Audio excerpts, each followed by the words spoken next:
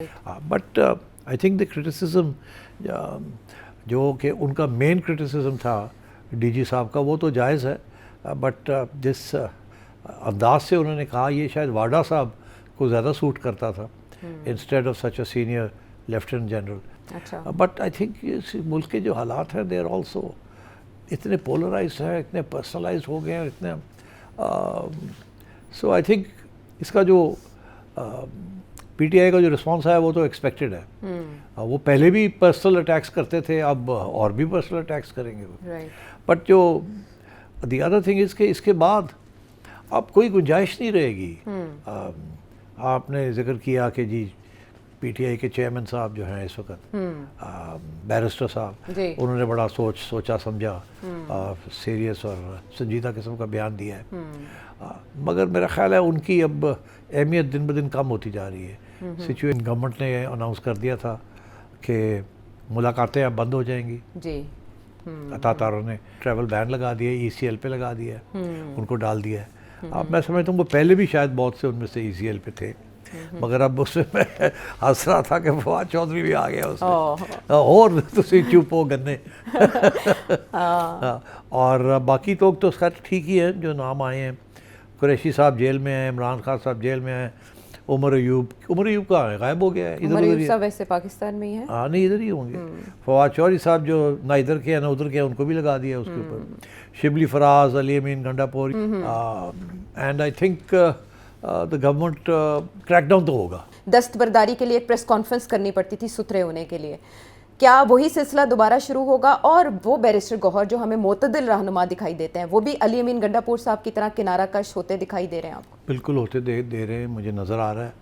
मुझे एक बात की समझ नहीं आ रही कि एक तरफ तो ये जो रीज़नेबल रिस्पॉन्सिबल लीडर्स हैं इनके, लाइक ये हो गए 3-4 और ऐसे लोग हैं, उनको तो किनारा कशी हो रही है उनकी। आज की बात कल की बात से जुड़ी है। सही है। कल जो एक प्रेस कॉन्फ्रेंस हुई धमाकेदार, धुआंधार, ऐसे लगा अब कुछ भी नहीं बचा बाकी। उसके बाद जो सोशल मीडिया पर ट्रेंड्स चले वो अब तक जारी हैं। गेट वेल सून, जहनी बीमार, ये टॉप ट्रेंड्स में रहा। ऐसे लताड़ा गया और ऐसे ऐसे स्टेटस मैंने देखे कि बात माई बाप तक जा रही है, यानी कि नस्लों तक, कोई किसी को नहीं बख्श रहा। लेकिन उसमें एक ठंडी हवा का झोंका, या समझें कि मुसालहत की कोशिशों में हमें बड़ा अच्छा लगा जब चेयरमैन पीटीआई बैरिस्टर गौहर की जानिब से बहुत अच्छा एक इजहार किया गया कि वो अफवाज हमारी हैं, जैसे कि उन्होंने कहा, और ये कहा कि फ़िरक़ैन को डी एस्केलेट करना होगा, एक दूसरे को तस्लीम करना होगा, स्पेस देनी होगी, और इस तरह की उन्होंने बहुत सी बातें की। उन्होंने ये भी बताया कि हम मूव ऑन कैसे कर सकते हैं कि अगर मुलाकात की इजाज़त दे दी जाए। तो जब बैरिस्टर गौहर ने ये बात की तो जो पीटीआई के हार्ड हिटर्स हैं वो उनको पसंद नहीं आई, बात नहीं आई, और उन्होंने उनको तनकीद का निशाना बनाना शुरू कर दिया। तो सेठी साहब, जो की डिस्कशंस हैं, जो सवाल इस वक्त किए जा रहे हैं, एक तो ये कि क्या ये प्रेस कॉन्फ्रेंस होनी चाहिए थी और ऐसी होनी चाहिए थी, और उस पर पाकिस्तान तहरीक इंसाफ का रद्दमल क्या होना चाहिए था? गुड क्वेश्चन, बिकॉज इसमें काफ़ी अब कंट्रोवर्सी शुरू हो गई है। इसमें तो कोई शक नहीं है कि काफ़ी, जैसे अनप्रेसिडेंटेड कहते हैं कि बड़ी हार्ड हिटिंग एंड फोकस्ड और पर्सनलाइज किस्म की अटैक थी on PTI and it's leader.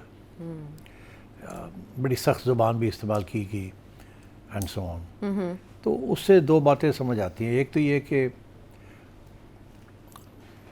Finally, जैसे कहते हैं ना, back of the camel has been broken, last straw जिसे कहते हैं, कि खान साहब और उनकी पार्टी काफ़ी अरसे से पर्सनल किस्म के attacks on army chiefs, Bajwa साहब के ऊपर भी की थी, और फिर अब जनरल आसिम के ऊपर तो काफ़ी अरसे से कर रहे हैं।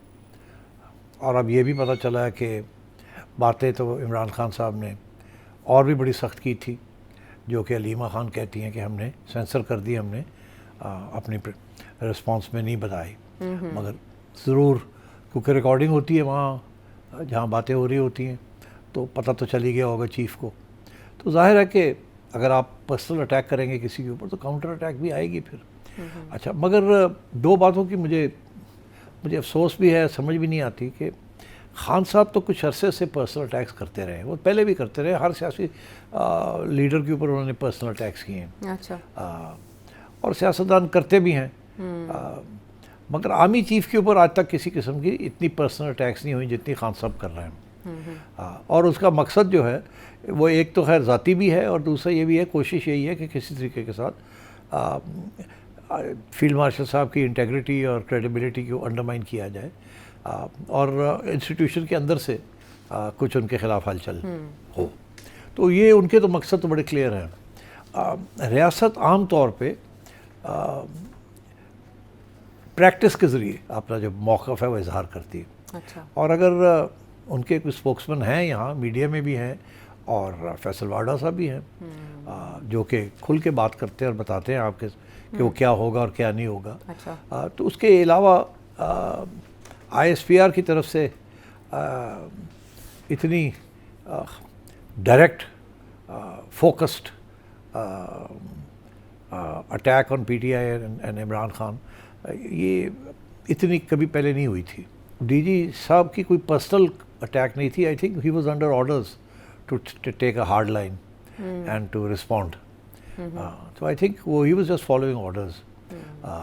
बाकी जब इस किस्म की प्रेस कॉन्फ्रेंसेस या प्रेस मीडिया ब्रीफिंग्स होती हैं तो जब आप बोलना शुरू करते हैं तो यू गेट कैरिड अवे। सियासतदान बहुत सी बातें कर जाते हैं जब वो जलसे जुलूस कर रहे होते हैं जी। और इसी तरीके के साथ जब इस किस्म की इतने इमोशनली चार्ज सब्जेक्ट हो तो लाइकलीहुड होता है कि you will probably end up saying some things जो कि शायद बाद में आप सोचें कि शायद हमें ये नहीं कहनी चाहिए थी। Right. But I think the criticism जो कि उनका मेन क्रिटिसिज्म था DG साहब का वो तो जायज़ है।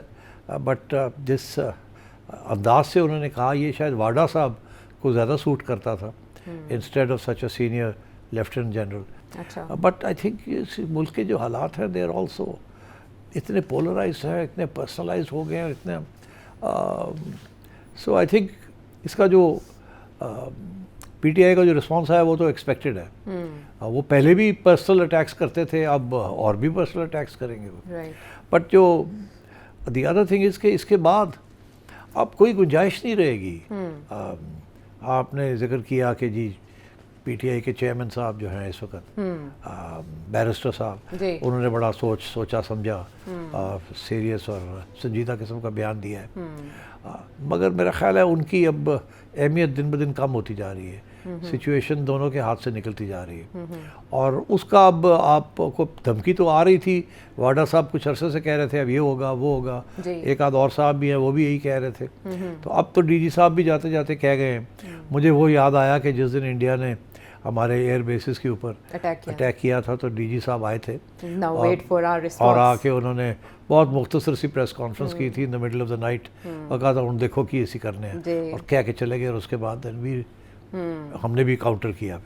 तो ये उसी किस्म की बात लग रही थी कि अब कुछ फैसले हो गए हैं, इनको कहा गया गो फॉर देम। और वो गो फॉर देम जो है वो फिर आपकी उसकी इब्तदा जो है वो आपने देखा मोहसिन नकवी साहब ने कुछ कदम उठाए जी, मुलाकातें की हैं, मुलाकातें की। उसके बाद अब ये ट्रैवल बैन लग गया है और उससे पहले ट्रैवल बैन से पहले गवर्नमेंट ने अनाउंस कर दिया था कि मुलाकातें अब बंद हो जाएंगी जी। अतातारों ने जी, अब उन्होंने कहा था मुलाकातें नहीं, ये दो चीज़ें तो पहले हो गई थी। अब उसके बाद आज जो खबरें आई हैं वो यही है गवर्नमेंट ने जो मेन PTI के लीडर्स हैं उन सब के ऊपर ट्रैवल बैन लगा दिया, ECL पे लगा दिया है, उनको डाल दिया है। अब मैं समझता हूँ वो पहले भी शायद बहुत से उनमें से ECL पे थे मगर अब उसमें मैं हंस रहा था कि फवाद चौधरी भी आ गया उसमें और तुम चुप हो गन्ने और बाकी लोग तो खैर ठीक ही हैं जो नाम आए हैं। कुरैशी साहब जेल में हैं, इमरान खान साहब जेल में हैं, उमर अयूब कहाँ है, गायब हो गया है, इधर उधर ही है। वैसे पाकिस्तान में ही है। हाँ नहीं इधर ही होंगे। फवाद चौधरी साहब जो ना इधर के हैं ना उधर के हैं उनको भी लगा दिया उसके ऊपर। शिबली फराज, अली अमीन गंडापुर, ये शिबली फराज साहब के ऊपर भी इमरान खान साहब कहते हैं कि बड़े कमज़ोर हैं और ये तो लड़ते नहीं हैं मगर उनको भी शामिल कर दिया गया है। शहरियार अफरीदी, उस्मान डार, अच्छा शीरी मज़ारी बेचारी चुप है, वो तो किनारा कश हो गई थी। किनारा कश हुई में अपनी पॉलिटिक्स तो उन्होंने साहिबजादी की वजह से क्योंकि उनका जो रोल है वो साहिबजादी ने ले टेक ऑन कर लिया तो उनका नाम भी आ गया। जरताज गुल, मुसरत चीमा, कमल शौजाब, ये मतलब है ये लोग। शेख रशीद साहब भी चुप ही है, किनारा कश हैं। हाँ और फिर ताहिर सादिक, राजा बशारत, वारिस क़यूम नाम है इनके। तो मतलब है कि this is the way it is. And मगर साथ साथ एक और भी बड़ी इंटरेस्टिंग चीज़ है कि फैसल वावड़ा साहब एज़ यूजुअल वो बता रहे हैं कि कुछ लोग जो हैं जो कि इमरान खान के हामी थे फिर कुछ अरसे के लिए गायब हो गए, फिर उनको छोड़ दिया गया और वो फिर मुल्क से बाहर चले गए। और उस वक्त हम जैसे लोग पूछते थे ये कैसे हुआ, और तो वो कहते थे कि हम तो एस्केप कर गए यहाँ से। लंबी चौड़ी कहानियाँ बनाई किस तरीके से उन्होंने इधर गए, पहाड़ चढ़े, ये हुआ, पता ये चल रहा।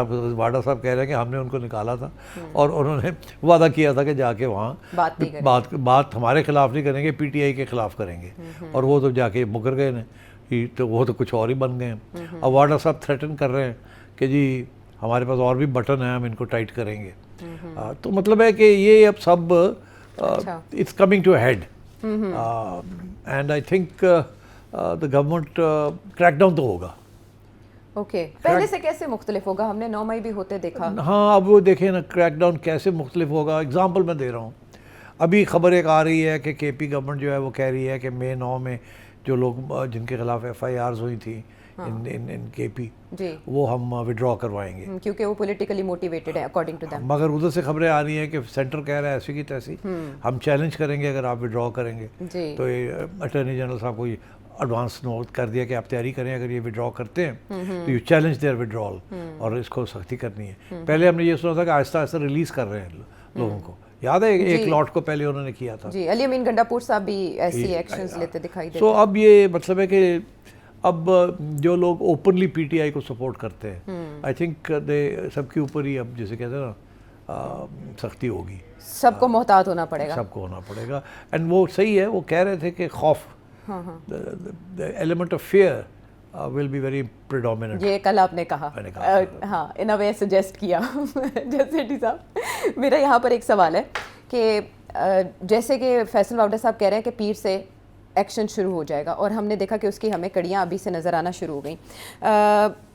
पाकिस्तान तहरीक इंसाफ के हवाले से इख्तियार वली साहब जो नून लीग के रहनुमा, उनका कहना है कि अब इमरान खान और पाकिस्तान में से किसी एक का इंतखाब करना होगा। जो पहले सिचुएशन हमने देखी थी कि दस्तबरदारी के लिए एक प्रेस कॉन्फ्रेंस करनी पड़ती थी सुथरे होने के लिए, क्या वही सिलसिला दोबारा शुरू होगा? और वो बैरिस्टर गौहर जो हमें मोतदिल रहनुमा दिखाई देते हैं, वो भी अली अमीन गंडापुर साहब की तरह किनारा कश होते दिखाई दे रहे हैं आपको? बिल्कुल होते दे रहे हैं, मुझे नज़र आ रहा है। मुझे एक बात की समझ नहीं आ रही कि एक तरफ तो ये जो रीज़नेबल रिस्पॉन्सिबल लीडर्स हैं इनके, लाइक ये हो गए 3-4 और ऐसे लोग हैं, उनको तो किनारा कशी हो रही है उनकी। गंडापुर साहब जी खामोश से शुरू होकर वो बातें बहुत करते थे, मगर एक्चुअली रीजनेबल था जब बातें नेगोशिएशन में आते थे। अब देखना ये है कि राजा साहब इज़ अ लॉयर, उनकी जो ट्रेनिंग है वो बड़ी लीगलिस्टिक किस्म की ट्रेनिंग है। उनके लिए पॉलिटिकल हार्ड लाइन लेना वो लेते तो हैं हमेशा, बट उनका एक मौक़िफ़ है, एक कॉन्टेक्स्ट है, कॉन्स्टिट्यूशनल लॉ, तो उसकी, मगर ये बात तो उधर से बाहर निकल गई है जी। अब खान साहब भी उसके आउटसाइड और दूसरी तरफ भी आउटसाइड, मगर मैं तो इसलिए मैं ये देखूंगा कि ये जो करंट लीडरशिप है जो इसको दाद दी है इमरान खान साहब ने और सलमान राजा साहब को कमेटी का बना दिया है कि जो 40 की या 30 की कमेटी थी उसको ख़त्म करके 8-10 लोग लें और हार्ड लाइन लें। अब मैं देखूंगा कि सलमान राजा साहब जैसे लोग ये अब कहाँ खड़े होंगे, ये कैसे हार्ड लाइन लेंगे, किस किस्म की। उनके ट्वीट कह रहा है कि मुस्तरब रद्द-ए-अमल सियासी हिकमत अमली नहीं है, मुस्तरब रद्द-ए-अमल वो भी नहीं देंगे in a way, he is saying so let's see going forward कि ये क्या होगा। आई थिंक इसमें कुछ थोड़ी सी कॉन्ट्रडिक्शंस हैं इन सब चीज़ों में, बिकॉज जो हार्ड लाइनर्स हैं वो तो अलीमा खान है, उधर से वो सुहेल अफरीदी साहब, उनको कहा गया फ्रंट फुट पे खेलें। हाँ अच्छा, उनको कहा गया फ्रंट फुट पे खेलें, और बहनें भी फ्रंट फुट पे खेल रही हैं, तो क्या राजा साहब भी फ्रंट फुट पे खेलेंगे या वो बैरिस्टर की तरह थोड़ी सी सेंट्रल किस्म की पोजीशन लेंगे, रीजनेबल लेंगे, लीगल लेंगे and all, because he is not given to abuse, he is not given to, जिस किस्म की बाकी लोग बातें करते हैं वो राजा नहीं करेगा उसको। So it's now a do और डाई मैच। राजा